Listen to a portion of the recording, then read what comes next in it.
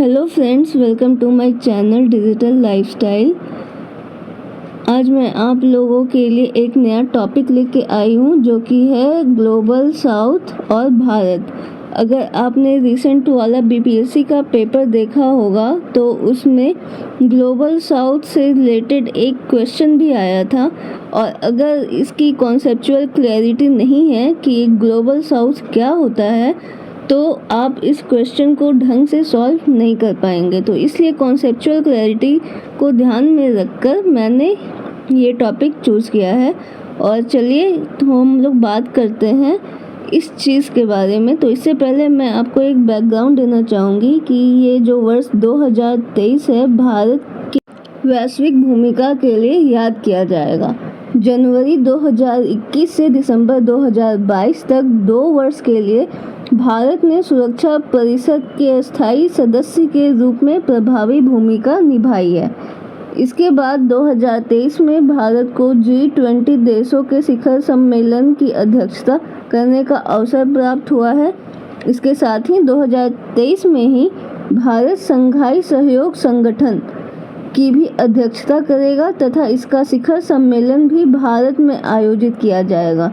इन तमाम वैश्विक घटनाओं के बीच 12 से 13 जनवरी 2023 को वॉइस ऑफ ग्लोबल साउथ शिखर सम्मेलन का भी आयोजन नई दिल्ली में किया गया। इस सम्मेलन में ग्लोबल साउथ के 125 देशों के शीर्ष नेताओं तथा मंत्रियों ने भाग लिया था। इस सम्मेलन के निष्कर्षों को भारत द्वारा G20 के सम्मेलन के एजेंडे में शामिल करने का प्रयास किया ताकि ग्लोबल साउथ के हितों और उनसे संबंधित मुद्दों पर भी G20 में विचार किया जा सके।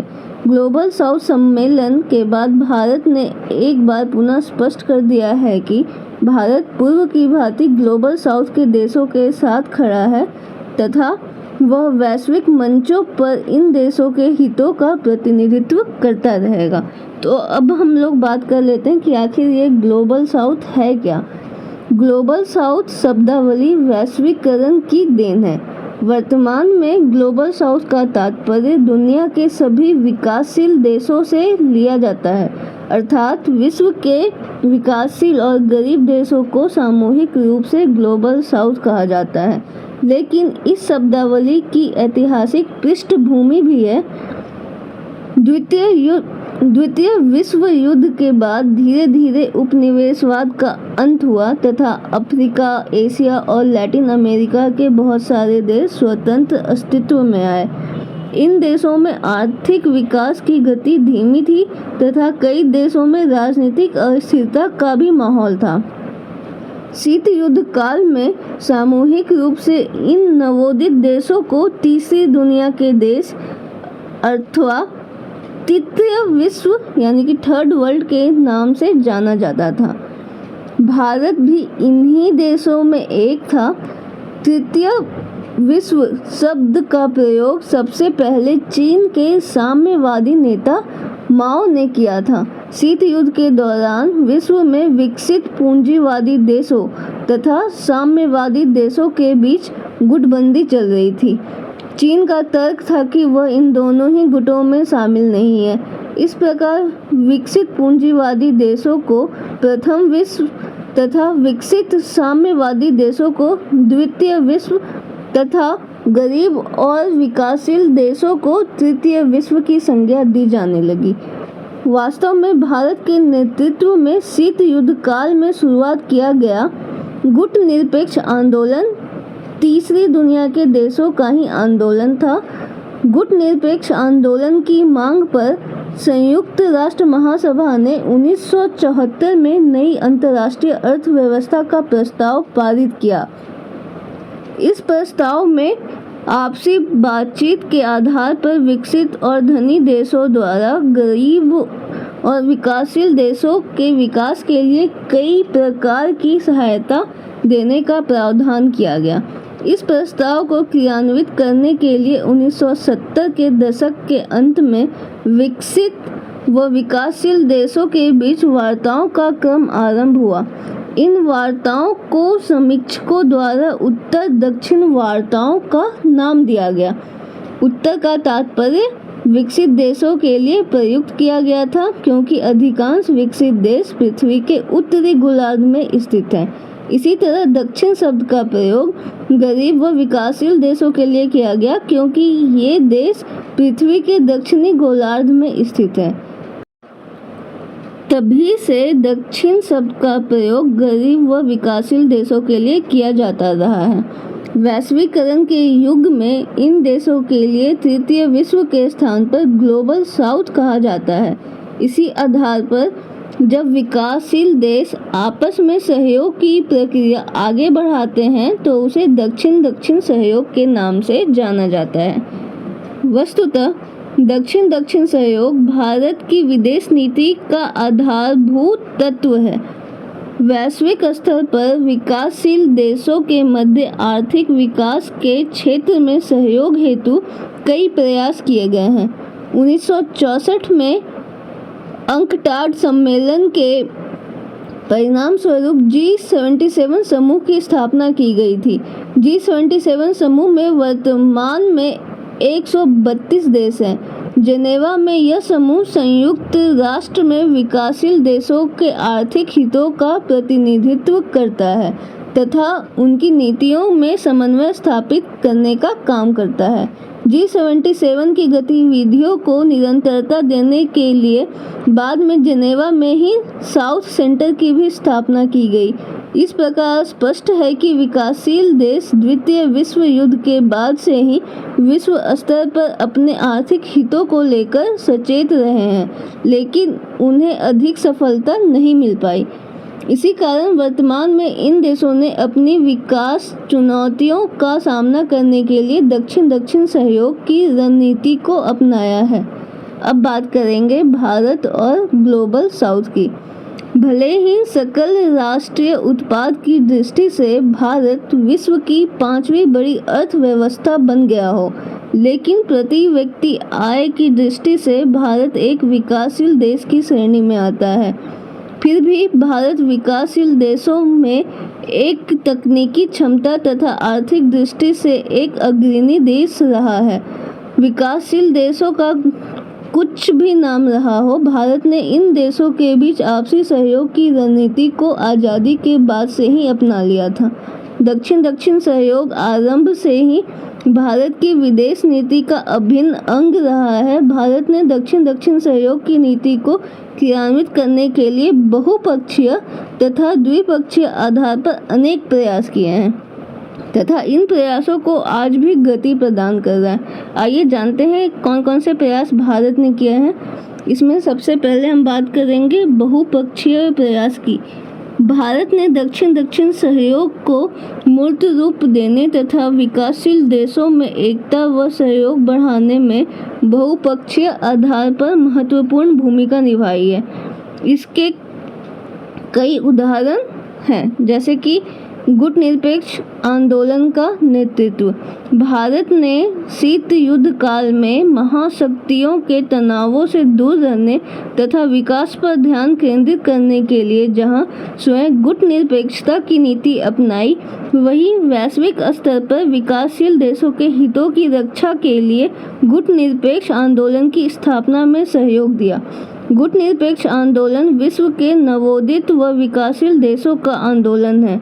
भारत के प्रयासों से एशिया और अफ्रीका के देशों में एकता स्थापित करने के लिए अप्रैल 1955 में इंडोनेशिया के बांगडुंग शहर में एक सम्मेलन आयोजित किया गया। इसी क्रम में 1961 में यूगोस्लाविया की राजधानी बेलग्रेड में गुट निरपेक्ष देशों का पहला सम्मेलन आयोजित किया गया।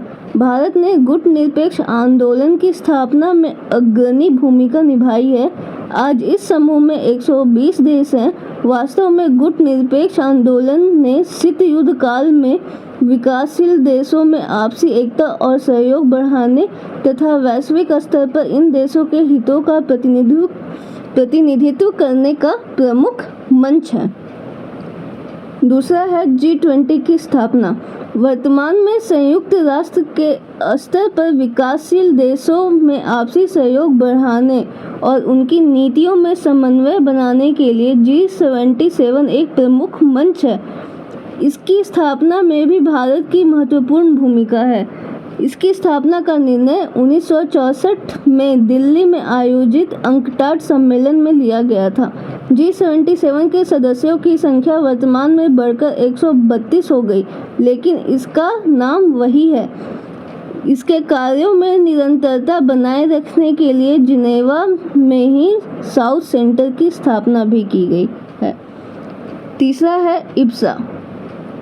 IBSA भारत, ब्राजील तथा दक्षिण अफ्रीका ने 2003 में इब्सा की स्थापना की थी। ये तीनों देश अपने अपने महाद्वीपों में बड़े देश हैं। ये तीनों देश अग्रणी विकासशील देशों की श्रेणी में आते हैं। यद्यपि वर्तमान में इब्सा अधिक सक्रिय नहीं है, लेकिन इस संगठन का एक घोषित उद्देश्य दक्षिण सहयोग को मजबूत बनाना है। इब्सा ने अफ्रीका के देशों में गरीबी निवारण के लिए आपसी सहयोग से उल्लेखनीय कार्यक्रम की शुरुआत की है। चौथा है इंडिया अफ्रीका मंच। इसके अलावा क्षेत्रीय स्तर पर अफ्रीका के विकासशील देशों में सहयोग बढ़ाने के लिए भारत ने 2008 में इंडिया अफ्रीका मंच की स्थापना की थी। इसका उद्देश्य भारत और अफ्रीका के विकासशील देशों में आपसी सहयोग को बढ़ाना है। उल्लेखनीय है कि ग्लोबल साउथ में अफ्रीकी देशों की संख्या सबसे अधिक है। इंडिया अफ्रीका मंच का पहला शिखर सम्मेलन 2008 में, दूसरा शिखर सम्मेलन 2011 में तथा तीसरा शिखर सम्मेलन 2015 में आयोजित किया गया था। इसके सम्मेलन प्रति 3 वर्ष के अंतराल पर संपन्न होते हैं, लेकिन कई कारणों से ये सम्मेलन समय समय पर आयोजित नहीं हो पा रहे हैं। गत सम्मेलनों में अफ्रीका के कई देशों के शीर्ष नेताओं और प्रतिनिधियों ने भाग लिया है तथा भारत और अफ्रीकी देशों के बीच विकास साझेदारी को आगे बढ़ाने के लिए कई नीतियां और कार्यक्रम बनाए गए हैं। अब हम बात करेंगे द्विपक्षीय प्रयास की। भारत ने दक्षिण सहयोग की नीति को मूर्त रूप देने के लिए द्विपक्षीय आधार पर भी कई उल्लेखनीय प्रयास किए हैं, जैसे कि इसमें सबसे पहला आ जाएगा विकासशील देशों में मानवीय संसाधनों के विकास में सहायता। भारत सदैव विकासशील और गरीब देशों में इन देशों की आवश्यकता अनुसार इनके मानवीय संसाधनों के विकास में सहायता प्रदान करता रहा है। इस दिशा में भारत ने 1964 में आईटेक Indian technical and economic cooperation कार्यक्रम की स्थापना की थी। यह भारत को दक्षिण सहयोग का द्विपक्षीय आधार पर सबसे बड़ा कार्यक्रम है। इस कार्यक्रम के अंतर्गत भारत विकासशील देशों के प्रस्ताव पर मानवीय विकास की योजनाओं को अपने व्यय से उन देशों पर लागू करता है। यह कार्यक्रम पूरी तरह भारतीय अनुदान पर आधारित है तथा इसमें इन देशों का कोई धन व्यय नहीं होता है। आईटेक का वार्षिक बजट लगभग 200 करोड़ है तथा भारत अभी तक इस कार्यक्रम के अंतर्गत 161 देशों को विकास सहायता प्रदान कर चुका है। दूसरा है line of credit LOC। Bharat 2003-04 वित्तीय वर्ष से ही नेट डोनर देश बन चुका है। इसका तात्पर्य है कि भारत वर्तमान में दूसरे देशों से प्राप्त होने वाली आर्थिक सहायता से अधिक वित्तीय सहायता प्रदान करता है। इसी वर्ष भारत ने दक्षिण सहयोग का विस्तार करने के लिए लाइन ऑफ क्रेडिट योजना की शुरुआत की थी। इस योजना के अंतर्गत भारत विकासशील देशों को अत्यंत सस्ती दरों पर विकास के लिए बिना शर्त दीर्घकालीन ऋण की सुविधा प्रदान करता है। भारत ने दक्षिण एशिया के कई देशों जैसे बांग्लादेश, अफगानिस्तान, नेपाल आदि को इस प्रकार की वित्तीय सहायता प्रदान की है। इस योजना से बड़े विकास कार्यक्रमों को क्रियान्वित किया जा सकता है। इस योजना को भारत के एक्जिम बैंक द्वारा संचालित किया जाता है। 2003 से लेकर अभी तक भारत इस योजना के अंतर्गत $10 बिलियन से अधिक की वित्तीय सहायता प्रदान कर चुका है। इसमें 60% धनराशि अफ्रीकी देशों को प्रदान की गई है। शेष सहायता में मुख्य हिस्सा दक्षिण एशिया के पड़ोसी देशों का है। ठीक है। द्विपक्षीय प्रयास में जो तीसरा बिंदु है वह है नई प्रशासनिक व्यवस्था। भारत ने अपनी विकास साझेदारी का विस्तार करने तथा उसे अधिक संगठित और गतिशील बनाने के लिए 2012 में नई प्रशासनिक व्यवस्था के रूप में विदेश मंत्रालय में एक नई नोडल एजेंसी की स्थापना की है। इसे डेवलपमेंट पार्टनरशिप एडमिनिस्ट्रेशन के नाम से जाना जाता है। इस नई व्यवस्था से भारत के दक्षिण सहयोग कार्यक्रम को अधिक व्यवस्थित तरीके से संचालित किया जा सकेगा। वर्तमान में भारत के विभिन्न विकास साझेदारी कार्यक्रमों को इसी अभिकरण के अधीन कर दिया गया है। इसके अलावा भारत वर्तमान में विभिन्न वैश्विक मंचों पर विकासशील देशों के हितों का प्रतिनिधित्व करता है। उदाहरण के लिए भारत ने वैश्विक जलवायु परिवर्तन वार्ताओं में गरीब व विकासशील देशों के हितों को संरक्षित करने के लिए आवाज़ उठाई है। इसी तरह भारत वैश्विक व्यापार वार्ताओं में भी इन देशों के हितों से संबंधित मुद्दों को उठाने का काम कर रहा है। अगर कंक्लूजन की बात करें तो इसमें हम कह सकते हैं कि जो भी बात अभी तक हमने की उससे यह स्पष्ट है कि विकासशील देशों के साथ विकास साझेदारी और दक्षिण सहयोग भारत की विदेश नीति का अभिन्न अंग रहा है। भारत ने इस साझेदारी को मजबूत करने के लिए बहुपक्षीय व द्विपक्षीय आधार पर अनेक प्रयास किए हैं तथा वर्तमान में भी इन प्रयासों को गति प्रदान कर रहा है। जनवरी 2023 में भारत द्वारा ग्लोबल साउथ शिखर सम्मेलन का आयोजन उसी दिशा में एक बड़ा प्रयास है।